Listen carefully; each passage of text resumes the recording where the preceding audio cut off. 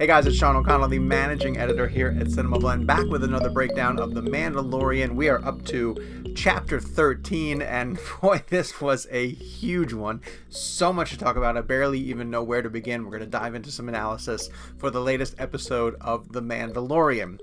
To make sure that you are keeping up with everything that we're doing here on CinemaBlend's YouTube page, make sure that you go down, hit subscribe, turn on your notifications. We're going to have analysis videos that drop after every single new episode of Mandalorian. So let's get right into it. On any other week, because of the amount of time that we dedicate to the child, we would probably start with Grogu? Grogu. They needed a name for Baby Yoda, and they came up with Grogu. Listen, we're never going to call him that. We will only refer to him as either Baby Yoda or the child, but apparently now that he has a name, they can put it on all of the toys that they decide to market to Star Wars fans. And there was plenty of stuff to learn about Grogu in this episode, but we have to begin with Ahsoka Tano. So Ahsoka finally makes her live-action debut on The Mandalorian, played by Rosario Dawson, a rumor that was going around for a super long time, never actually confirmed by anybody associated with the show. But once we knew that this episode was titled The Jedi, and once we knew that it was written and directed by Dave Filoni, it was pretty clear that this was going to be the introduction of Ahsoka, and she just looked perfect. Just everything visually about the character and the actress and bringing her to life on screen was remarkable.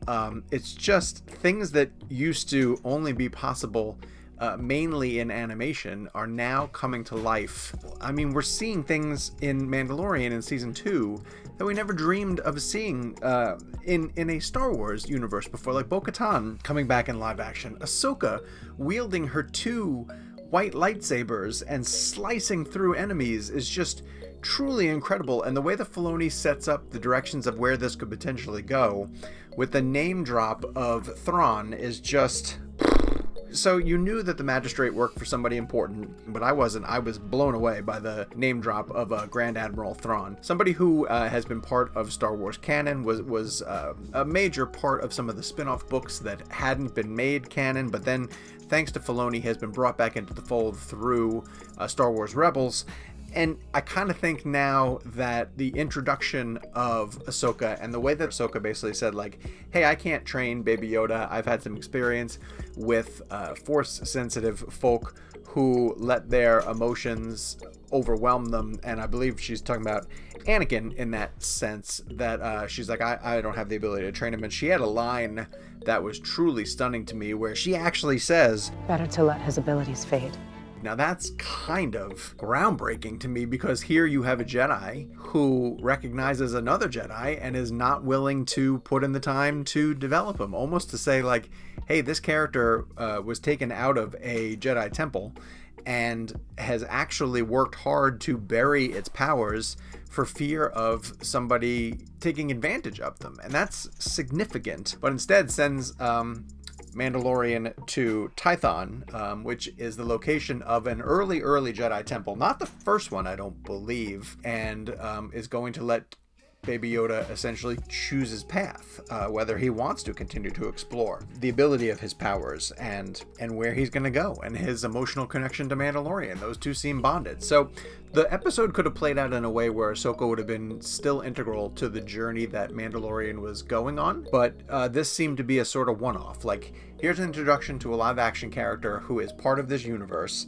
and she is on a hunt for Grand Admiral Thrawn, which makes sense in where we saw Ahsoka last time, and it suggests that should Ahsoka get that spin-off show on Disney Plus, and this is where I was talking about the fact that Disney Plus might become the new hub for all things Star Wars, that the future of Star Wars could potentially be on television, that Ahsoka could end up getting a show that's similar to Mandalorian, where she's on multiple episodes, but that could bring in some characters from Rebels, could bring in some characters from Clone Wars. You could get a live-action Ezra at some point, Ezra being a significant character from Star Wars Rebels, and a fan favorite that I think people would love to see in a live action format on a show on Disney Plus, there are also Thrawn in a lot of the stories had interactions with the likes of Luke Skywalker, Han Solo, Chewbacca. Could we ever get to a point where we see some of those characters come back around in the Disney Plus shows and continue on with their adventures post Return of the Jedi? That would be unbelievable. I want to talk about just the approach that Filoni took to this show.